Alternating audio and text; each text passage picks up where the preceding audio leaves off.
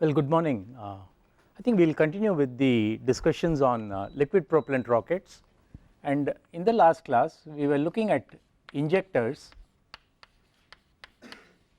And what does an injector do?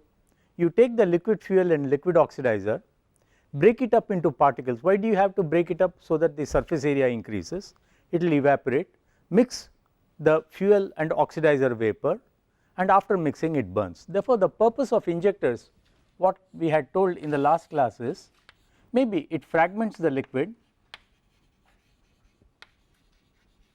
then once it is fragmented, that means the liquid is available, it makes it into fine drops or something such that the surface area increases, then there is something like an evaporation taking place, and then it mixes the vapor of the liquid and the liquid fuel and the liquid oxidizer. The vapor of the fuel and oxidizer are mixed, and then once they mix, they chemically react and they burn in the combustion chamber. In first half of today's class, maybe I will finish the remaining portion of the injector. And what did we do in injector in the last class? We told we could have something like a shower head, which we normally use for bathing, which consists of a series of orifices, holes, and then you have the water which comes from your tap into the shower head, and this is the manifold where water collects, and then the jets are passed through like this, right, and this is what was a shower head. But we had said that the flow of the water even in the shower head is such that if I have a hole like this, and if I have the metal in between over here, that means the liquid comes and flows. It is not that flow is throughout it is happening. I could have something like a vena contracta, wherein the flow comes and gets attached, or else if I have something like a small orifice, the detached flow itself flows off like this, and I could have different flows, and if it is cavitated again, it detaches and flows. Therefore, the flow does not happen fully through the orifice.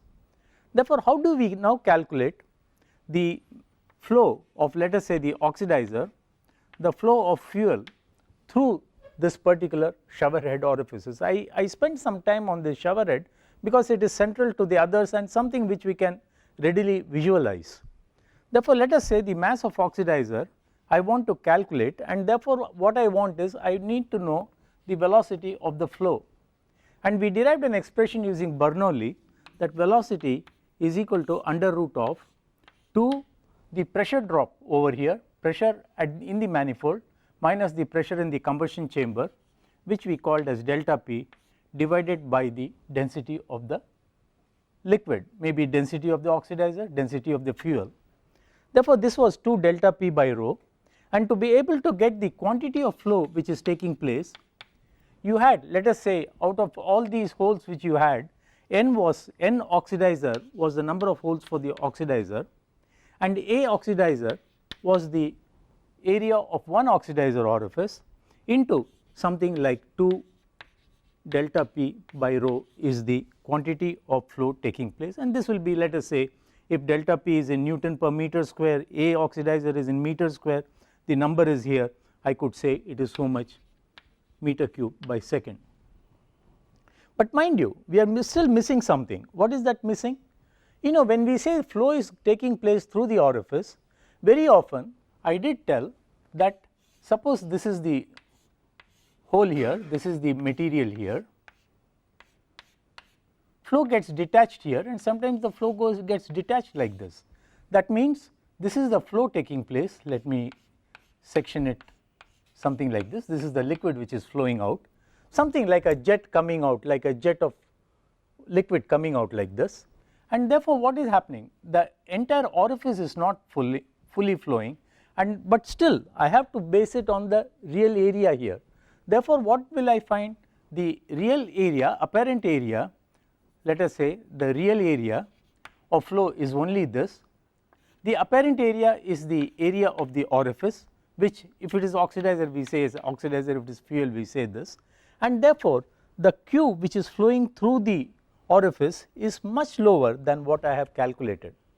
Not only this, even when the flow gets attached, let us say I have the orifice like this, I have a vena contracta and it gets attached, there is some frictional drop here, the flow may not be linearly going like this, it may go at an angle, and therefore I still have losses, and therefore the losses due to the apparently lower value of the real area of flow to the, but we are basing the area on the total orifice area, and therefore I say that the Q actual which is flowing, I put it in terms of a coefficient which I call as a discharge coefficient CD into something like A of the orifice into the value n of the number of holes what I get into under root 2 into delta P by rho, or rather this is the rate of flow in meter cube per second. I convert it to mass flow rate and I get the mass flow rate as equal to m dot is equal to, I multiply by the density,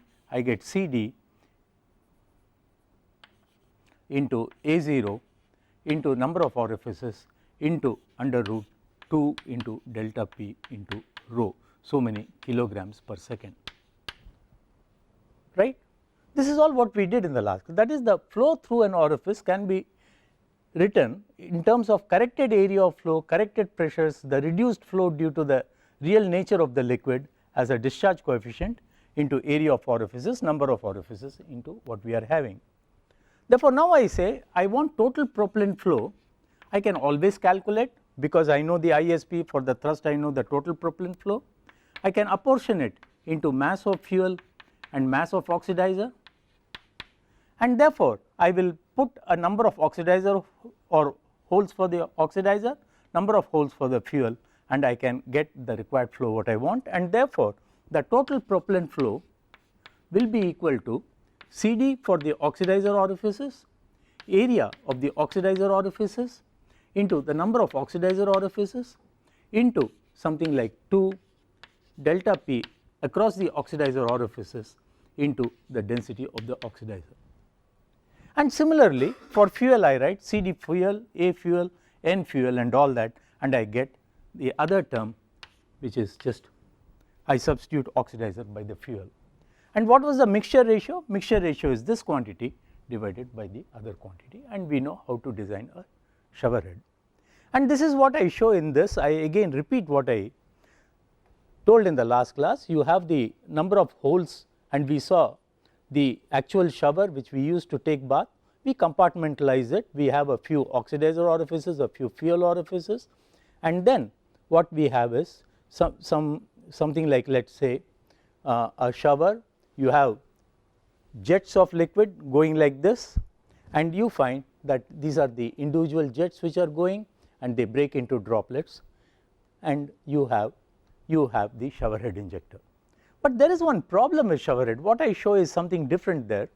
You know what I am saying is I have something like jets coming like this from the holes in the orifices, and these become droplets. The direction of flow is like this. If I have one fuel jet and one oxidizer jet, I am not promoting the mixing, I am not giving it an angle such that the vapors can come and mix. Therefore, mixing is poor in a shower head injector. And how do I have to improve this? I need to have some strategies such that I can have maybe the fuel vapor which is formed by evaporation, I have the oxidizer vapor which is formed, I must maybe make it impinge on each other such that I get something like a mixing zone. If I can get a mixing, then I will be better off, and therefore I schematically show this. I was thinking how to illustrate it because it is a 3-dimensional problem. Let us say for the present I have this as a jet which is coming from a shower head. Then I want, what I do is I take one of these jets over here, let us say I make 2 jets, and what I do is I make the 2 jets impinge on each other at this particular point. And when I make the jets impinge at this point, I have momentum, rate of change of momentum, and what is there? Let's put this together first. I have something like a jet coming over here, one liquid jet coming from one hole of the orifice. I say that the mass of flow is m dot here, let the velocity of the flow is mv, therefore the momentum or the rate of change of momentum along this is equal to m dot v into this, and all what I have done is I take another jet and I impinge it this has something like, let us say m1 v1, I have m dot 2 into v2 which is impinging, and at the point where these two jets are impinging, let us say they impinge over here, I have something like a pressure which is built up at this contact point, the two jets are interacting, and therefore what we get is when the two jets impinge I have high pressure, and therefore at this particular point I get something like a high pressure, and therefore the liquid jets spread out, I get something like a sheet which is known as a fan. Therefore if I look at it, the two jets are impinging, and therefore I get a fan like this. Maybe if I look at it in the plane of impingement, like I have, maybe the plane of impingement is along this, if you look along this particular direction, along this I just see one jet, the other jet which you are not seeing because it is hidden, I get a plane over here. Let us try to draw it such that it is clear. I have two jets, just like I told you, I have a jet coming over here, I have a jet coming over here, the two jets are impinging, and therefore I get a fan like this. If I were to draw it in the plan view, I am looking from the top, I see only one jet because the other jet is behind, and I get something like a fan over here, and this is the fan which is a liquid sheet which is formed. Therefore if I, instead of using single jets in a shower head, I have lot of jets like this, what I do is I make the jets impinge on each other, I make two jets impinge on each other, and therefore I form a thin liquid sheet which then breaks into droplets. And this is what we say is, instead of having something like a shower head over here, I start talking in terms of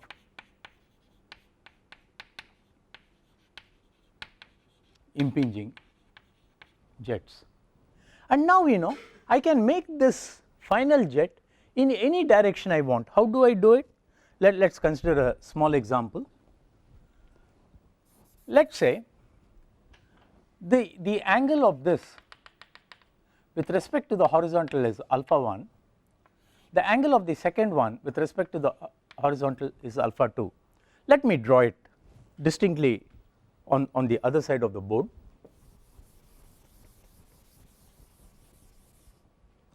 I have one jet coming over here, the angle with the horizontal is alpha 1, let the mass be m1, let its velocity be v1.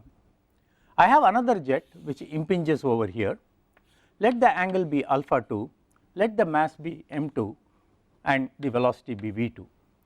Rather than the mass, we consider mass flow rate m1 dot and m2 dot. Now depending on the momentum, rate of change of momentum, I get a force here, and I can make this jet in any angle I want. How do I do that? That means the resultant jet or the resultant fan or a sheet which is formed, and the sheet I said the two are impinging, I get a pressure, I get something like a sheet over here. It could be at any angle what I want, and this angle beta will depend on the momentum and these angles. Supposing I want to determine this angle, I tell myself, well, this is moving like this, the rate of change of momentum is in this direction, the rate of change of momentum in the axial direction is equal to m2 dot, v2 I have cos alpha 2, this is also in the same direction, therefore I have plus m dot 1 v1 cos alpha 1. And what is the vertical component over here? If I were to write the vertical component on top, I get m dot 2 into v2 into sin alpha 2, the vertical component, minus, this is in the downward direction, m dot 1 v1 sin alpha 1, and this must be equal to your tangent of your beta here. Therefore depending on the angle what I choose, the momentum what I get, I can get any angle beta what I want, and therefore if I have something like these holes like this, I have another set of holes like this. By changing the angle, I can make one spray fan like this, the other spray fan like this, and I can mix them better. And therefore this is the principle of impinging jets or impinging jet injectors. And therefore let me again go through this.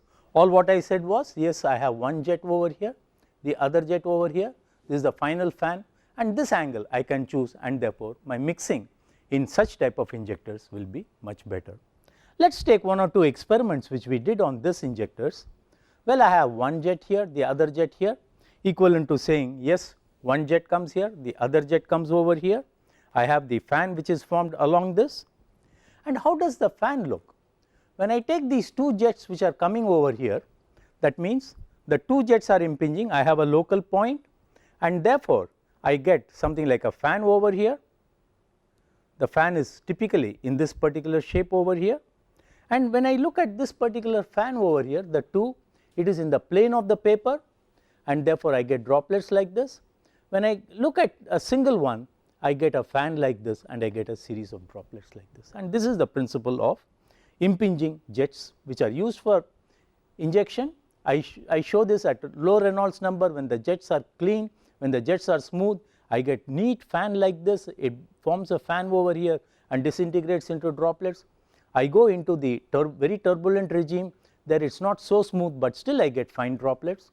But I told you about cavitation flow, wherein the flow separates, there are disturbances in the liquid, I do not get a good one. Therefore, we have to choose a proper Reynolds number or a proper Weber number, make sure that you get good droplets. This is the principle of impinging jet injectors. Therefore, now I can go a little faster, and I can now tell myself, well, injectors can be classified into some simple schemes, and what are these simple ones we can talk of? We can say injector, we know the requirement, could either be the simple shower head injector, but we said shower head is not very good because mixing is poor, and therefore, it is not very widely used. Instead of using a single series of straight jets, I can have something like impinging jets, and in both these cases, what is it we use? We use the pressure of the liquid in breaking up the liquid into droplets, and these are also known as pressure induced atomization. What we get, we will just say impinging jets. Therefore, impinging jet could either be two jets impinging on each other. When we say two jets, we call it as doublet, because you have two of them. That means, I have one jet, I have another jet, I have a fan, and this fan breaks into droplets over here. I call it as doublet, but instead of having, even I could use a single jet. If I use a single jet, how do I still break? Maybe in the combustion chamber I have the injector over here. I put something like a plate here, a plate on which the jet impinges, I make it splash on this plate, and what I get is droplets here, and this is known as a splash plate injector.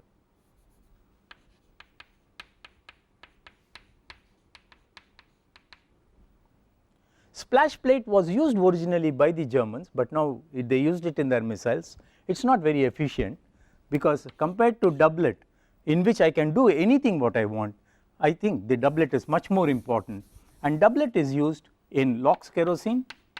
You remember I showed you the F1 engine, which is, we said, is a very high thrust engine, it uses doublets, and what is done is you choose orifice dimensions in between fraction of an mm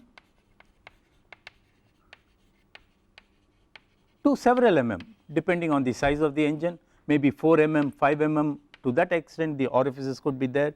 You put a lot of these orifices together and maybe impinge them on each other, and you call them as a doublet injector. Well, we will just see one more example. This is where we mount the doublets, we put one on top of the other, one by the side of the other, create a fan over here, maybe make this fan interact with this fan, or maybe make this fan interact with the other. Well, this is the doublet injector.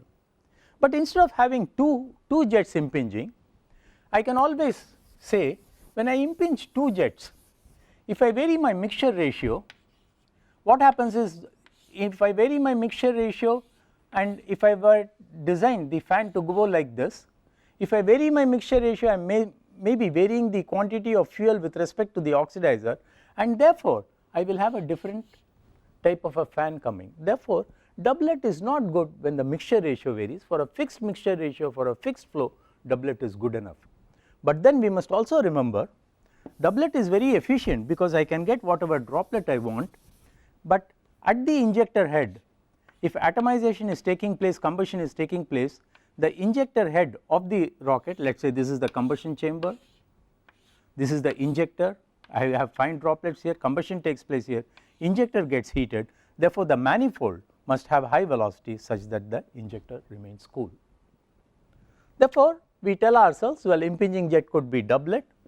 In the doublet, if I impinge fuel jet on fuel jet, or I could also take fuel jet on oxidizer jet, I could have one of them. This is known as a like doublet, this is known as an unlike doublet, because I take unlike substances, fuel and oxidizer, and impinge them. And what happens in unlike?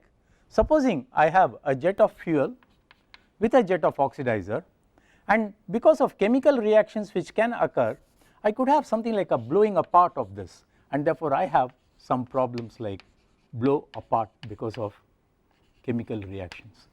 You have to control these things and still make an injector. This is about doublet. Instead of using 2 jets, now I tell myself, well, I have a mixture ratio problem in doublet, I can use 3 jets.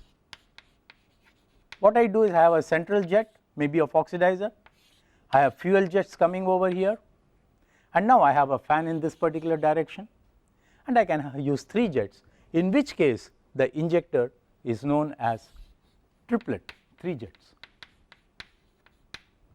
This is again very widely used in the industry, because I have a stable fan which is formed, and let us take a configuration of a triplet. I have an oxidizer jet, 1, 2, third jet, I form a fan, I look at it from the top, I get a spray fan, and this is what is a triplet. The advantage of a triplet is, when I change mixture ratio, I do not really, I have the same quantity here, same quantity here, and this is central, therefore the spray fan does not really change its angle, and that is the advantage with triplets. And I show an example of a triplet. This is where you have maybe a fuel jet coming in blue, fuel jet coming in blue, the oxidizer jet coming in here. Here you form a fan, as it were, it breaks into droplets in the combustion chamber. And experimentally, this shows, let us disregard this, this is a particular engine which is a engine used as an upper stage. This is the injector. When I look at the injector here, I have a series of small holes, 3 holes together, which produce the triplet jets. We will disregard this and this, I will come back to this a little later. This is about triplet. I can also think, instead of having triplet, why not use 4 of them, 4 jets. It has also been tried, it has been used, it is known as quadruplet.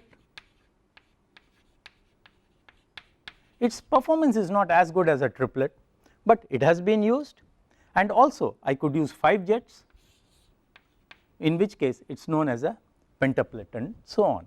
But I think we stop over here. I have not seen anything used more than a quadruplet, but quadruplet, as we say, is not as efficient as a triplet, because you do not really gain much. And how does a quadruplet look like? Let us take a figure over here. I have something like 1 hole here, 1 hole here, 1 hole here. The 4 jets come and impinge on each other, you form a fan.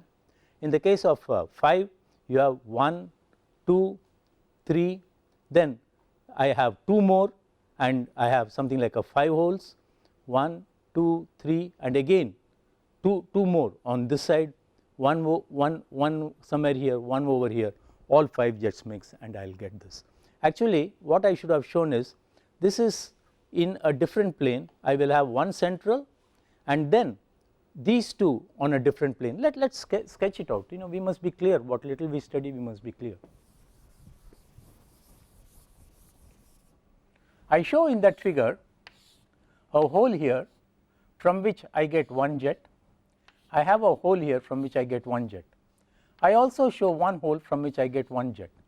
Now I take a view of this.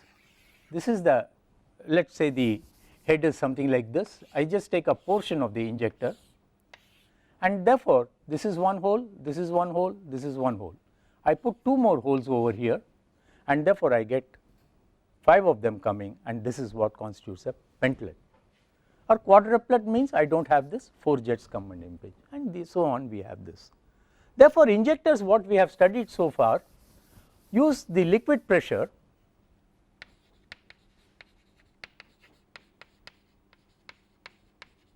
and we had impinging jets, splash plate, and in impinging jet we had the doublet, like doublet, unlike doublet, triplet, maybe quadruplet, pentlet, 2, maybe 3, 4, 5 jets mixing, or a splash plate, and all these things constitute what is a pressure, something similar to a shower head, but in the case of a shower head you do not get impingement, here you get impingement. Now the question comes, do we really need liquid jets as it is in all these cases whatever we have studied? What is it we are forming? We are forming first a liquid jet, something like a what I was trying to show is from the shower head you have something like a jet which comes, either you impinge on a plate or you impinge against each other and form a fan. It is also possible for us to have another construction wherein you allow the liquid to come from the orifice, you put a shaped body here, and when you put a shaped body the liquid gets diverted, forms something like a water bell. The water bell is something like a liquid sheet, and this sheet breaks into droplets. That means you convert the liquid which is flowing into a sheet rather than a jet, and you could have the same configurations what we talked of.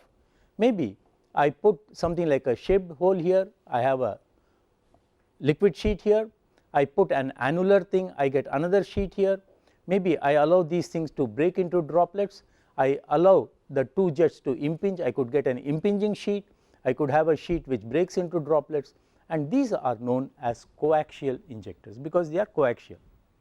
Let us say therefore, I could also think of having injectors wherein instead of jets I have sheets, I have something like a coaxial configuration wherein I have a sheet like this coming, maybe I have another sheet which impinges on it and breaks into droplets, or I have the central sheet like this, outer sheet like this, and it keeps going like this. These are known as coaxial injectors because I form sheets and these are coaxial with each other. Maybe we will take a view of an injector which does this. You know, here I have a coaxial injector, I have series of elements which are coaxial, I have a central hole, I have another hole here, the sheets come out of this. In other words, let us take a look at it. I have a sheet which comes out like this, and this sheet breaks into droplets over here. Similarly, surrounding this I could have another sheet which comes like this, breaks into droplets, the droplet mixes and burns. This is what we call as coaxial. But if the pressure is not good and if I do not get a particular diverging geometry, I get something like a bulb or a tulip shape, and this does not give good atomization. Therefore, in these cases it is necessary that I have something like a divergent and have a good shape to it, and this is what we call as coaxial. Having said that, we could also in injectors, I could, instead of having the liquid come here, I could rotate the liquid. How do I rotate the liquid? I admit it tangentially. Therefore, when I admit it tangentially here, the liquid rotates, and when a liquid rotates, because of the centrifugal force, the jet is thrown off, and therefore how do I rotate it? Either by tangential entry over here, I put something like a spiral here, the liquid flows along the spiral and gets rotated, or I just put some ribbon or something on the surface and therefore make the liquid rotate like this. And when I do this, what is it I get? Here again I show something how to rotate the liquid. I have a configuration, I put this on the outer, I admit the liquid, I make the liquid rotate and I inject it out, and then instead of getting something like a jet which comes out like this into droplets, now I make it very fine over here and it has a much wider thing. And when I rotate a liquid, I say I swirl the liquid, and therefore such injectors are known as coaxial swirl injectors, whereas the earlier thing which I said was just a simple coaxial injector. All these things are used in practice. People who come from the gas turbine side, rocket engineers or design engineers who come from the gas turbine side are used to swirling, whereas a conventional rocket engineer is satisfied with a coaxial injector. I think this is all about injectors, but I have still not completed the portion, because I can always think in terms of different things. This is some experiments which we did in our lab here at IIT. What we do is, instead of admitting the liquid, we put some gas in the liquid and again make it disintegrate into droplets, and these are known as effervescent injectors. We are still working towards it, it has still not found application.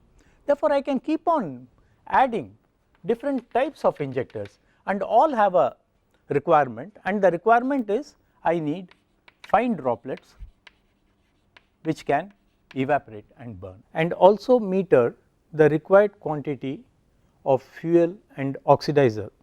Now, I have a formal method of doing it: pressure injectors or pressure atomizing injectors.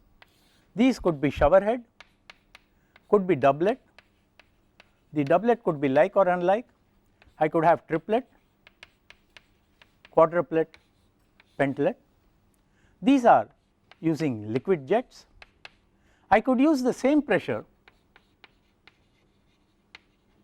to create a sheet, and in the sheet I could have coaxial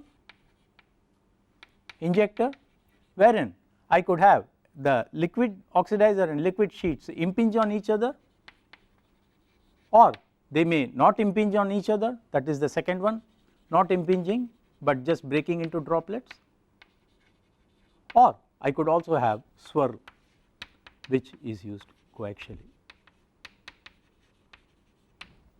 Okay, these are all about injectors which we use in liquid rockets. But having said that, you would ask me, well, in cryogenic rockets hydrogen is used.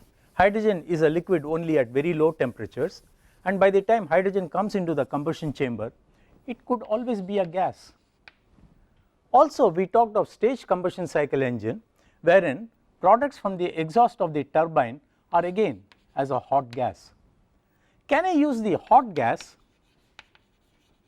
for atomizing?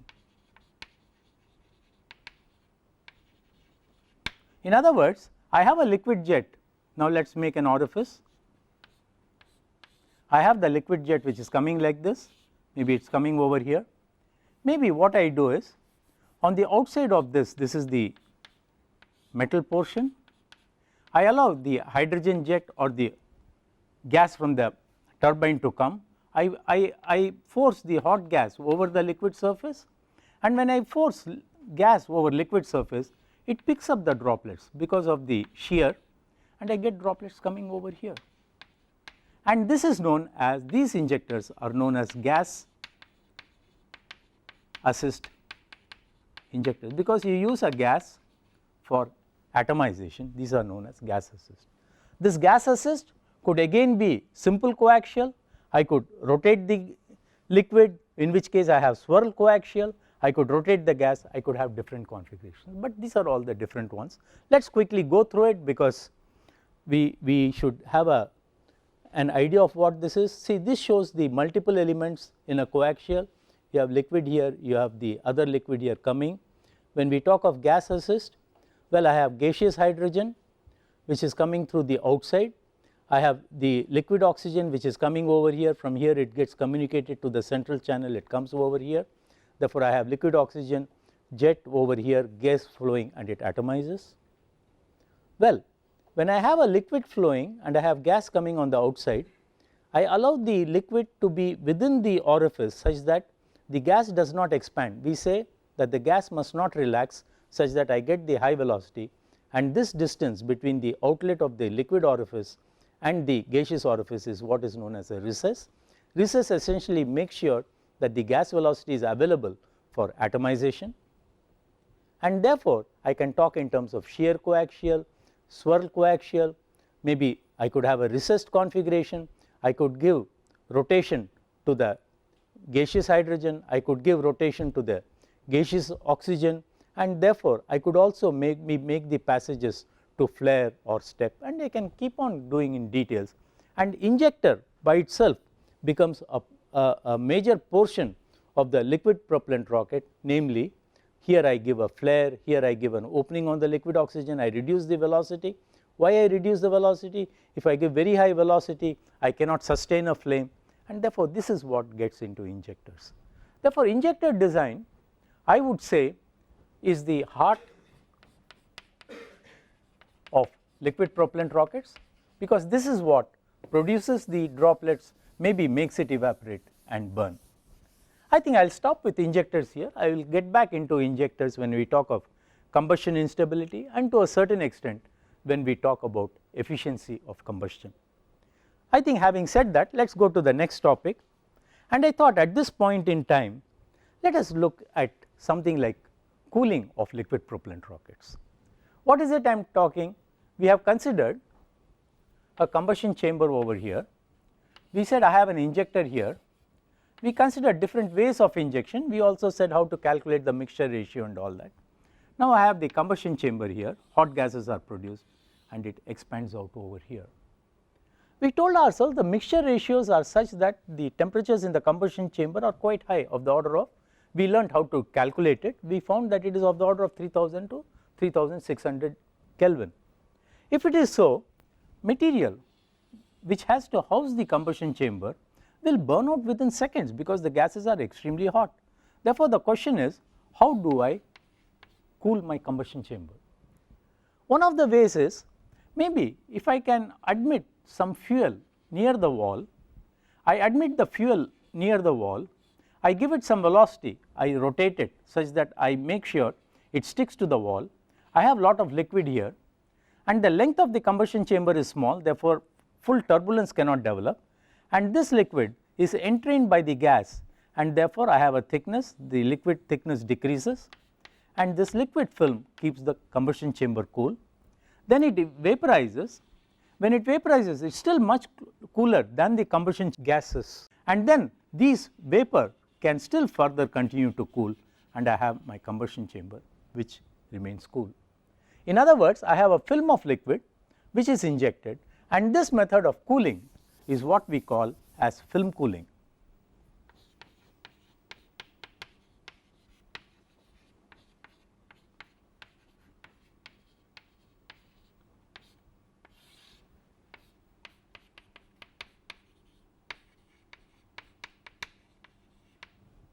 Right. Let us take an example. This is what I show over here. I have a liquid coolant being injected along the wall, hot gases are evaporating it, vapor is formed, the vapor further cools the combustion chamber and nozzle, and this is known as film cooling. See, instead of film cooling, I could also make sure that maybe when I have the combustion chamber over here, I could make the vapor over here, maybe make this a little bit fuel rich. If it is fuel rich, I know from my diagram of temperature versus mixture ratio, I know at near stoichiometry I get maximum flame temperature slightly less than this. If I can keep the gases over here at a very fuel rich, then I have a low temperature over here, I can keep it, that means I have a barrier of fuel on this side, and this method of cooling is what we call as barrier cooling. To a certain extent, the film cooling incorporates barrier cooling, because what is it we are doing? We have a barrier of the fuel vapor over here, maybe it also reacts to some extent, but it is still much cooler than the core gases, and therefore I keep the thing cool. How do you implement it in practice? Well, I show a figure here. I have something like coaxial injectors which are participating in combustion. I give a series of holes over here in which I admit the fuel, I direct it on the wall of the chamber, and that is what is film cooling. This can be easily predicted. What we do is we calculate the heat transfer coefficients. I have a film, I write the equation for the thickness, initial thickness of the film. I know the heat transfer coefficient between the hot gases and the film. I can calculate the rate at which it evaporates. I know the heat transfer coefficient between the film and the wall. I do a composite thing, I can calculate the thickness, and I can do the same thing for the gas film and do the calculation. Therefore, film thickness is film cooling is what is used in rockets, and why it is very effective. The combustion chamber length is small, you do not have full turbulence being developed, and I can do a neat calculation, I can also use it very effectively for this. The disadvantage is, immediately you say, well, I am losing some amount of fuel here, therefore to that extent my specific impulse gets affected, therefore I have a performance loss. That means my specific impulse is little poorer. And second thing is, when I have a nozzle and I have the coolant coming over here, the velocity at this is not very large, and also these are maybe hydrocarbon gases, and since the velocity is not large, it is not thrown off along the plume, it comes back to the surfaces, and when I use these film cooled things for spacecrafts, it sometimes contaminates the glass in the spacecraft. A spacecraft consists of sensors. What are sensors? You have optical quality glass which allow radiation to go in some way, or it looks at the radiation from the earth. Sometimes these get contaminated because of the film cooling. We will keep that in mind. Well, this is all about film cooling. Other cooling methods you all are very well aware of, but let us come back to this figure maybe after we finish discussions on efficiencies, but just to highlight, when I give something like 30% film cooling, this is an experiment which we conducted. If we increase the cooling from 30% to 37%, the peak value of C star shifts to somewhat like a fuel rich region, because I already have fuel over here. I have to make the total mixture ratio oxidizer rich. I will cover this again. If I give very much types of say 50% of the fuel for film cooling, my C star value keeps falling as mixture ratio increases. I will revisit this graph a little later. Well, the next type of cooling is what we call as regenerative cooling. I will not use the blackboard, I will just show with the slide. In regenerative cooling, like we have the regenerative Rankine cycle which is used for feed water heating, I admit the fuel at the end of the nozzle, I keep heating the fuel over here, the heated fuel is admitted, therefore the heated fuel is much warmer and therefore it has some enthalpy, it is used regeneratively. Therefore, the next type of cooling which we can write is regenerative cooling. It is a regenerative process, like feed water heating, I use it to heat regenerative cooling. Invariably, regenerative cooling is always used with film cooling. The reason being, in regenerative cooling, I have the chamber, I cannot admit it, I have to make a series of tubes which go in between regenerative cooling passages, it might still get hot and film cooling can smear out the temperature increases. Therefore, this is regenerative cooling. There are problems relating to, I must have very high conductive materials, otherwise I get some high stresses and it leads to cracking known as ratcheting and all that. Maybe we will not go into those details. Let us get into the next one. Just like the body sweats and keeps our temperature cool, so also I can have the nozzle wherein I admit the liquid coolant in this particular direction through small orifices. These things evaporate and keep the temperature cool, or rather this has been extremely well used in the case of the cryogenic rockets for the injectors. Let us again make a schematic of the injector. This is, let us say, the injector block. I have the combustion chamber here. I have, let us say, a series of coaxial injectors over here, and now this surface runs hot. Maybe I make this of a material which can ooze out maybe the liquid hydrogen over here, and when it oozes out over here, it is like perspiring or transpiration through these holes, and when it does this, it keeps the injector head cool. And this particular configuration is what is known as a Righi mesh. It is a commercial name, but all what is said is you have a series of meshes which allow the liquid to get sweated out through this part and it evaporates and keeps it cool. This is what we call as transpiration cooling, that is the third cooling.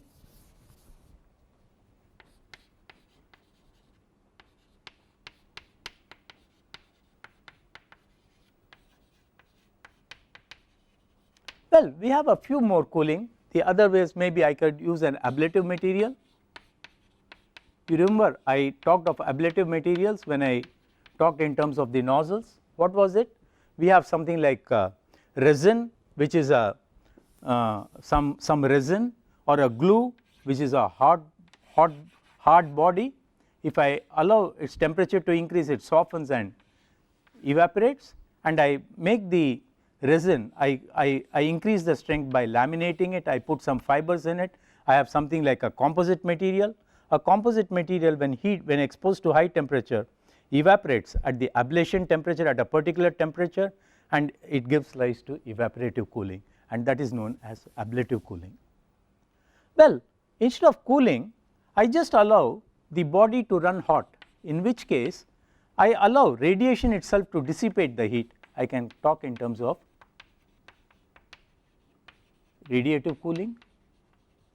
Or if I just want a rocket to do a ground test, I can make the rocket so heavy, so much of material, such that I operate the rocket only during the transient.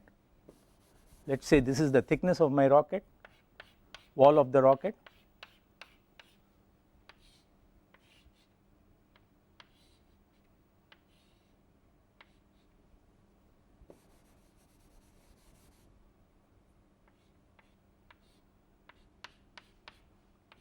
Maybe I operate it for 1 second. In 1 second, the mass of the rocket or the thermal mass absorbs the heat, and this is known as a heat sink rocket.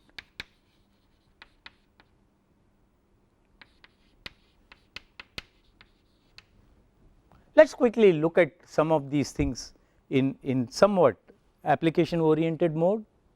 You have an ablative material which evaporates when the hot gases go and maintains the integrity and the temperature of your liner. And this is what we said when we studied about nozzles. We could have these ablative materials which will evaporate. We use both carbon phenolic, carbon as a fiber, and silica as a fiber. Carbon is more prone to oxidation, therefore silica is better for cooling because silica is an inert material. And this is a radiative material. We looked at this figure. The nozzle runs red hot and radiates away the heat. Therefore, to just summarize this cooling, we can say, well, I could use something like an insulation like ablative. I use a hot structure, that means I use high temperature materials like carbon composites, maybe metal, maybe high temperature materials I use and radiatively cool it, or I have regenerative cooling along with film cooling or barrier cooling and also transpiration cooling. These are the different cooling strategies. Having talked of cooling and injection, what is the problem we have now created? We said, well, cooling is important. Let us quickly go through the cooling procedures again before I put the two things together. We said the cooling could be film, could be barrier, could be regenerative, could be ablative, could be radiation, or could be heat sink. Well, heat sink is only for ground test for short duration, transient heating. Radiation, yes, I need high temperature materials. Ablative, it is little difficult to use. We use it when we start off with rockets, but to fly it you need so much of insulation that it becomes heavy. Well, regenerative is positive, barrier is positive, film is positive. Therefore, in practice we make use of film cooling, barrier cooling, regenerative cooling and also radiation cooling. Having said that, now what is the problem we have got into? We have got a chamber. Now we are injecting fuel into it, m dot f. We are injecting oxidizer m dot o into the chamber. We thought that the mixture ratio in the chamber R, or rather Mr, is equal to m dot o by m dot f.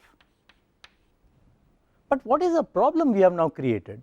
We now say at the wall it is little bit fuel rich if I have barrier cooling or film cooling. Maybe depending on the injector, maybe the distribution of fuel and oxidizer along this, that means if I take a section over here, I have fuel rich zone which are over here. Maybe I have oxygen rich zone, I have zones which are different in distribution, therefore, I do not have uniform mixture ratio distribution in the chamber. In other words, if I were to now define a parameter like let us say a mixture ratio distribution which I call as dr, then this dr will represent the difference between local mixture ratio Ri at any point I and the overall mixture ratio R naught, and that will affect my combustion efficiency.